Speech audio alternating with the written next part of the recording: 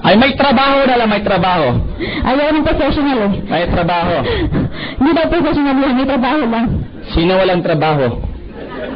Ay, Diyos ko po, mas marami mga walang trabaho po dito. Ito po, isa po siyang dating security guard. Pangalawa, dati po siyang janitor ng school po namin. Nabutan ko po siya, janitor. Na-introduce po namin sa kanya yung opportunity ng global. Wala siyang pera, pero nalaman mo talaga, huwag mong i-judge ang tao. Kung walang pera yan, meron pa isang tigyan, paraan. Nagawa ng paraan, nakapag-join sa global. Siya na magkukwento. Yes, hindi na natin patatagalin. Kaya po ba? Kaklase ko siya! Grabe! Kaklase ko siya! Talaga? Oo, pumasok ako diba sa AUP, katabi ko siya, hindi ako pinapansin. Akala niya teacher daw ako.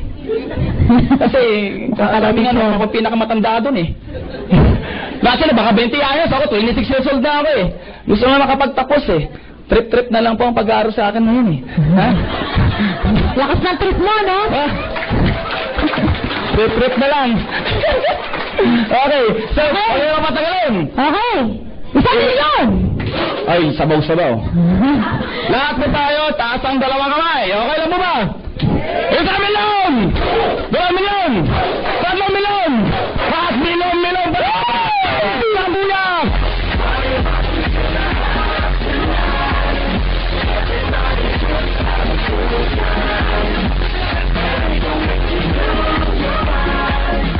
Pwede ba umalis na? Grabe pala dito, no? Okay, bago po magsimula, gusto ko lang malaman nyo na 2 personalidad po ako kinikilala. Sino kaya yun, no? Una po, ako po yung binubugbog ni Pacquiao nung siraulo pa ako. Di ba? Nung umasok siya ng konti, ngayon po, kakambal po ako ni Coco Martin. Di ba? Sige, butuhan tayo, ha?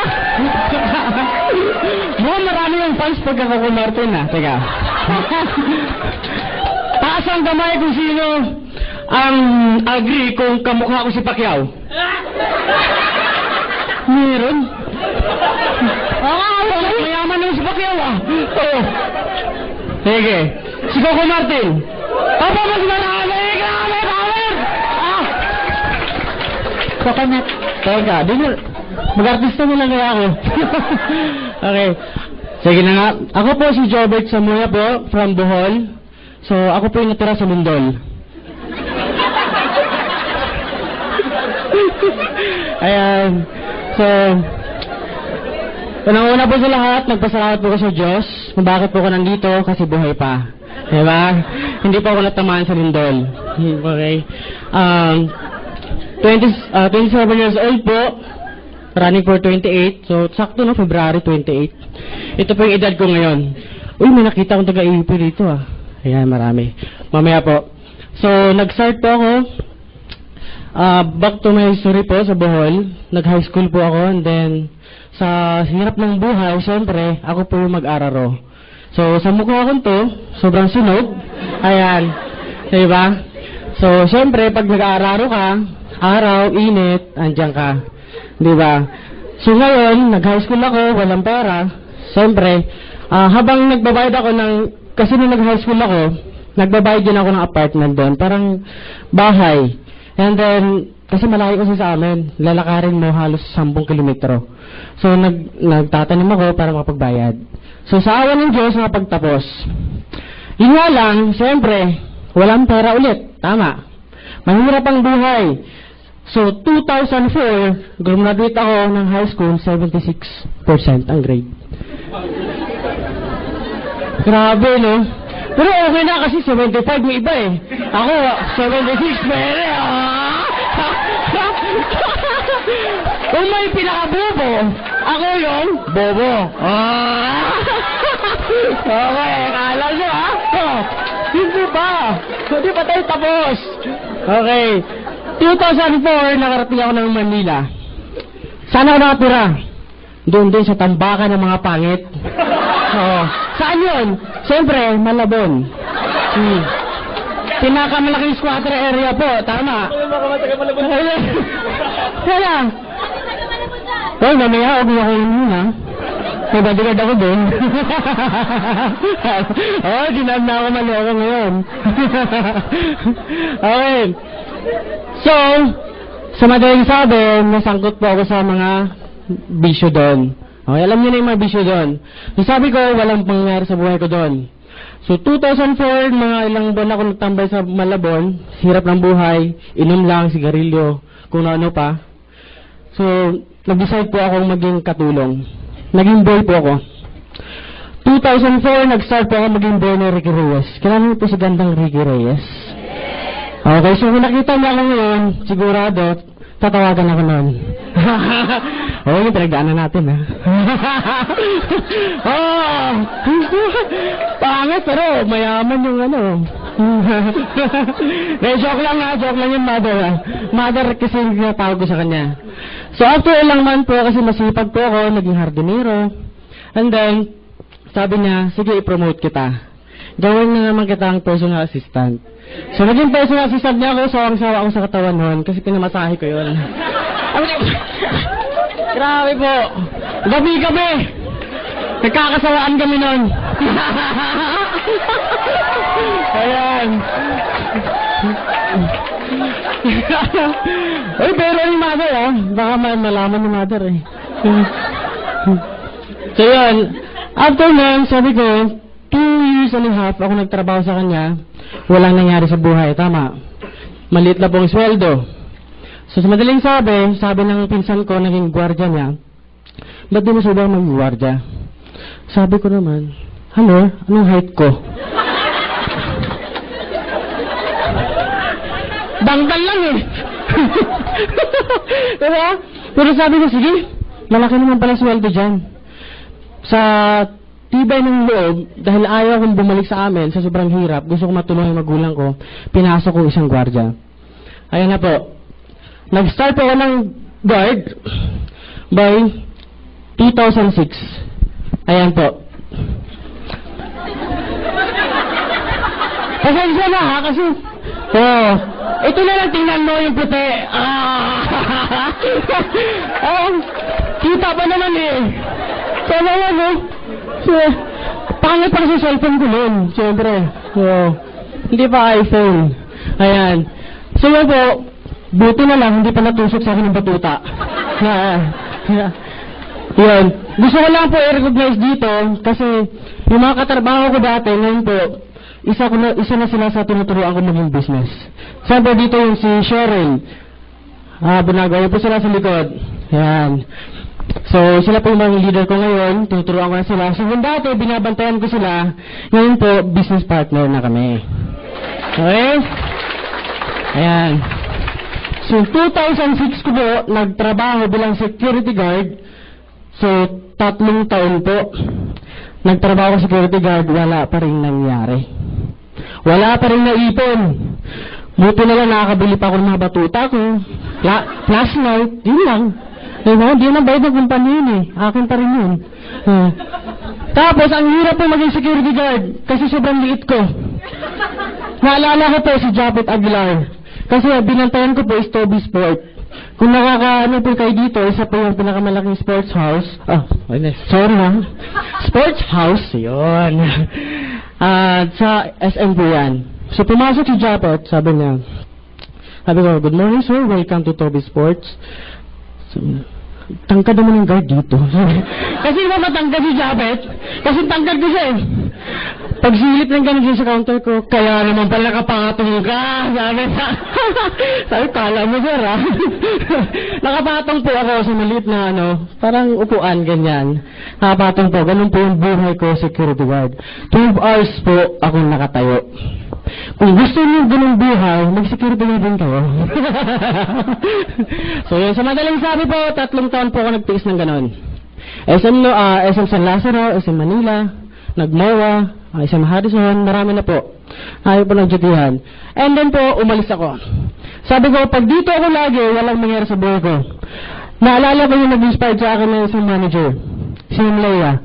Sabi sa akin, Jobert, kasi magaling ka naman sa sa sales. Kasi kahit security guard po ako, nakakabenta po ako ng mga treadmill. Yung 150,000, 200,000. Sabi niya, why not kung mag-aaral ka muna? Kasi hindi ka pwede naman tanggapin kasi high school ka lang. So, ganun po yung nangyari. Sabi ko, sige, iiwanan ko maging security guard. Saan ako pumasok?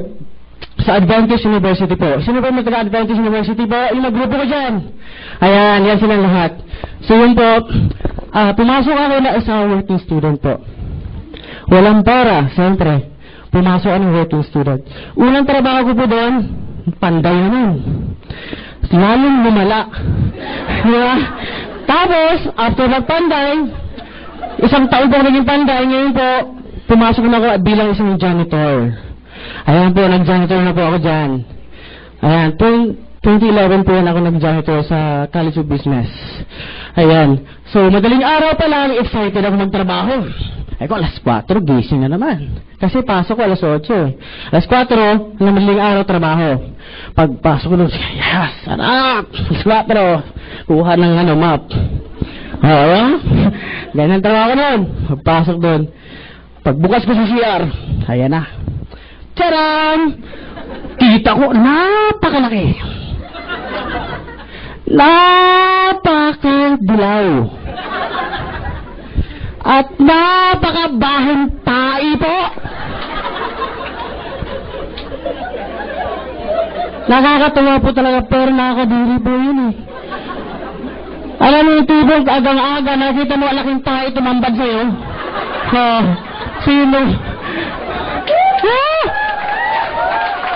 Ang hirap naman ng buhay, di ba?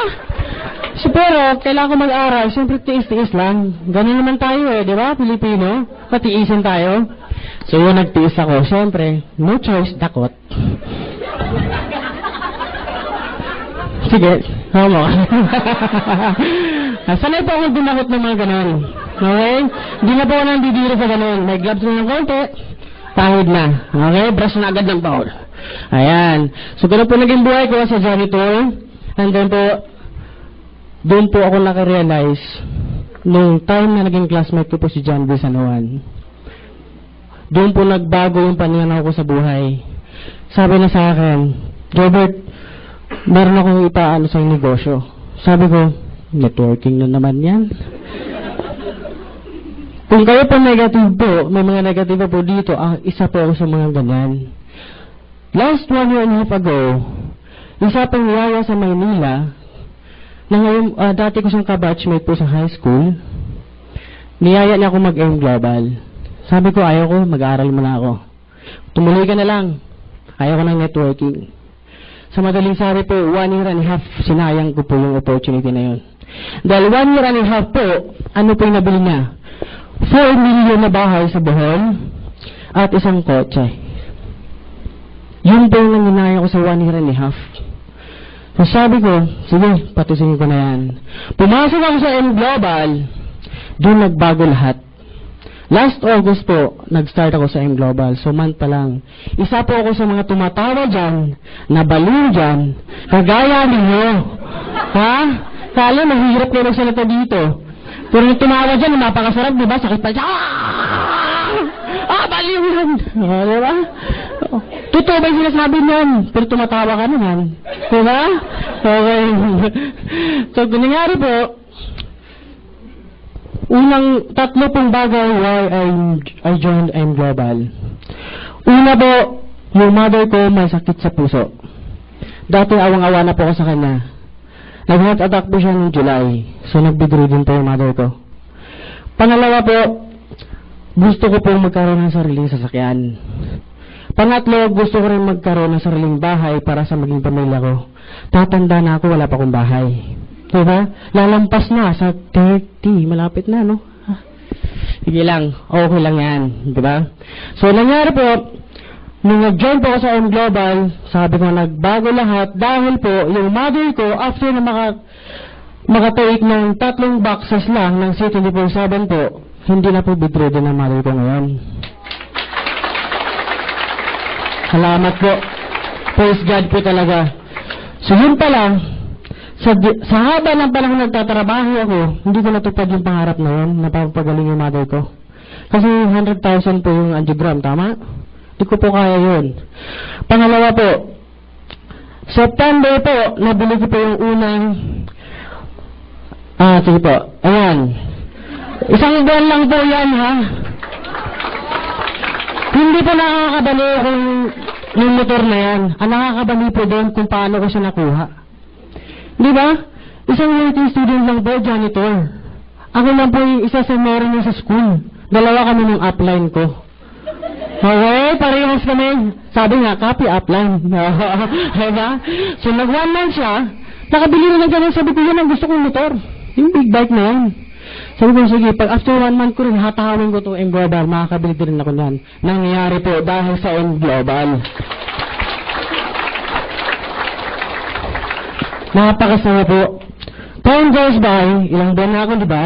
August, pero halos mga 5 months na, doing part-time. Halos ano lang po, Friday lang at saka Sunday. Kasi po Saturday, rest day po namin yun. So, dalawang araw lang po ang ginugugol ko sa pagtrabaho sa M Global. Pero grabe po ang binigay sa akin ng M Global. Palapakan po natin yung M Global.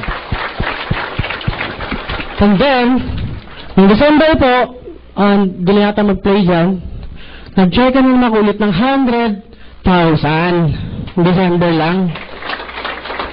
Ngayon po, ang pangarap ng magulang ko na makapunta sa Bohol, na makapunta din sa Manila, na dati parang hindi na pangarap makapunta rito kasi walang pera. Ngayon po, nabilang ko na po sila ng ticket kasama yung mga pamangkin ko, papa ko, mama ko, a-attend sila ng graduation ko. Yan. Graduate na po ko itong March. Dahil po, hindi ako graduate as a working student. Gagraduate po ako bilang isang silver executive ng M Global.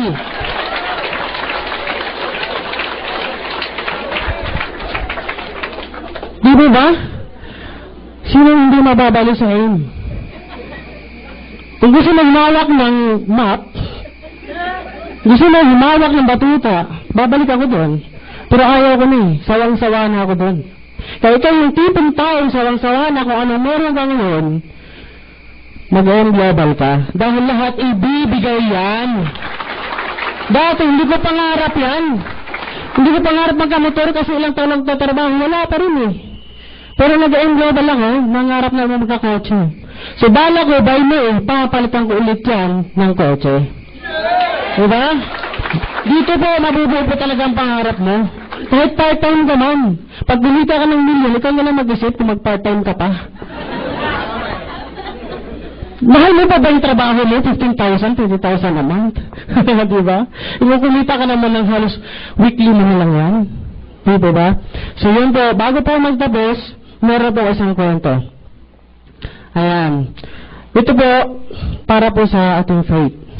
Tingnan natin gaano ka-faithful tayo. Ito po si Pedro. So, isang barangay nila, biglang lumakas yung ulan. Nung lumakas yung ulan, magkabaha. Siyempre, nasa Malabon. Laging baha doon. Ang hirap doon, tulay-tulay ka. Piso! Uy, may 5 piso kaya pag tumulay ka lang, akala nyo, last kumita na mga taga doon. And then, bumaha, lumalim, sabi ng mga barangay kapitan. Mga kapitbahay, likas na po tayo, meron na pong bangka na nilaan ng barangay para makatakas tayo sa baha. Pero sabi ni Pedro, hindi ako aalis dito. Nanalig ako sa Panginoon ko. Ililigtas na ako sa baha na yan. Sabi nga pala, sige Pedro, may iwan ka na lang, aalis na yung mga ibang kababayan o kabarangay mo. And then, ato nun, lumakas ulit ang ulan. Umabot na hanggang bubong. No choice si Pedro, kundi umakyat sa bubong. Nandun na siya. O Pedro, bumalik ulit yung kapitan. Naka-helicopter naman. Pedro, halika na, ito yung tali. Humawa ka, ililigtas ka namin. Pero sabi ni Pedro, hindi ho, meron po ako Diyos para iligtas ako. Tatanggal mo yung baha na yan, ililigtas niya ako. Yan ang Diyos ko. Pero sabi ng kapitan, sige Pedro, mamamatay ka pag ayaw mong sumunod sa amin. Sa madaling sabi po, matigas talaga ulo ni Pedro. Maya-maya po nilamon siya ng tubig. Sa madaling sabi po, namatay si Pedro. Maya-maya pagmulat niya, papunta sa langit.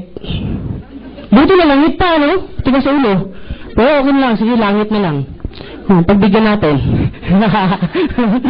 So, nung nalangit siya, ang nangyari, nakasalubong niya si San Pedro. Oh, si San Pedro, pinipedrohan sila. Sino San Pedro? Galit na galit siya. Nasaan yung Diyos mo? Ba't di ako niligtas? Bakit ako pinatay? Ba't di ako niligtas sa baha? Sabi ni San Pedro, Pedro, pinadalhan kita ng kapitan. Pinadalhan kita ng bangka. Pinadalhan kita ng helicopter. Pero bakit hindi mo sila tinanggap? Ba't hindi ka sumakay kahit isa man lang? Hindi sana naligtas ka. Sana po, diba? Anong point po? Kahit po anong dasal natin, hiling lang tayo ng hiling, pero wala ka namang gagawin, I'm sure po, God is only a provider, not a maker. Tama? Sa atin pa rin ang gawa. So ngayon po, kung kayo po yung tibong tao nagdududa pa rin sa mga opportunity kagaya nito, I'm sure po, hindi kayo maging katulad din namin. Tama po diba? Mapag-iwanan po kayo.